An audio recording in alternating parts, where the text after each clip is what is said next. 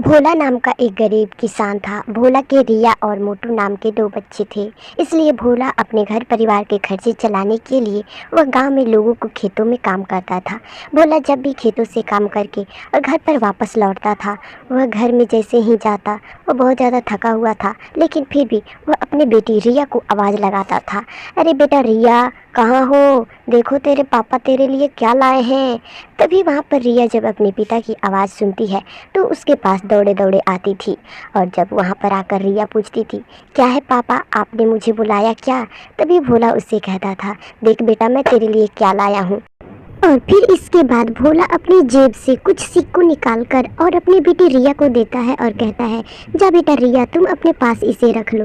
फिर उसे रिया लेकर और अपने गुल्लक के पास जाती थी और जितने भी उसके पिता पैसे देते थे रिया ले जाकर हमेशा उस गुल्लक में जमा कर देती थी, ताकि कभी भी कोई ज़रूरत वाला काम पड़ेगा तो वह अपने पैसों से कर सकती है। फिर उसके बाद वह अपने पैसों को गुल्लक में रख देती है और फिर अपने भाई मोटू से कहती है, अरे मोटू, मेरे को पापा ने बहुत सारे सिक्के दिए थे और मैं उन पैसों को ले जाकर इस गुल्लक में रख दी हूँ। कभी भी कोई ज़रूरत वाला काम पड़ेगा तो हम दोनों मिलकर इसी पैसे से कर लेंगे।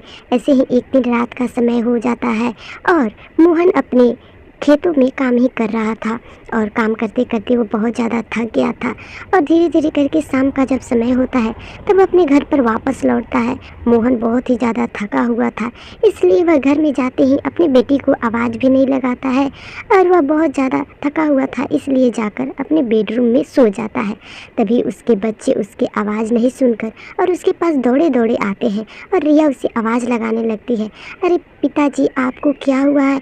आपने आज मुझे पैसे नहीं दिया। तभी मोटू भी वहाँ पर आ जाता है और दोनों भाई बहन उसे जगाने लगते हैं, लेकिन उसका पिता नहीं उठ पाता है। तब मोटू कहता है, अरे पिताजी को लगता है बहुत ज़ोरों से तबीयत खराब है, चलो हम दोनों मिलकर कुछ करते हैं। तुमने उस पैसे को रखा है और उस गुल्लक को फोड़ दो, उसी पैसे से हम लोग अपने पिताजी की दवाई कराएंगे। फिर उसके बाद दोनों भाई और बहन उस गुल्लक को लेकर बैठ जाते हैं और मोटू कहता है, अरे रिया जाने दो, फिर से हम पैसे जमा कर लेंगे, चलो इस गुल्लक को फोड़ देते हैं और इससे पैसे निकलेंगे तो हम अपने पिताजी का दावा करा देंगे। फिर उसके बाद वे दोनों मिलकर और उस गुल्लक को फोड़ देते हैं और जो पैसे निकलते हैं उसे लेकर रिया दावा खरीदने के लिए चल पड़ती है और मोटू घर पर अपने पिताजी का देखभाल कर रहा होता है। तब तक रिया दावा खरीदने के लिए जा रही होती है।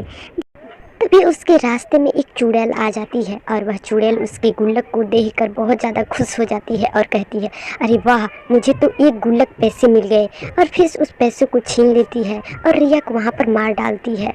फिर रिया एक चुड़ैल बन जाती है और वह अपने गुल्लक लेकर निकल पड़ती है।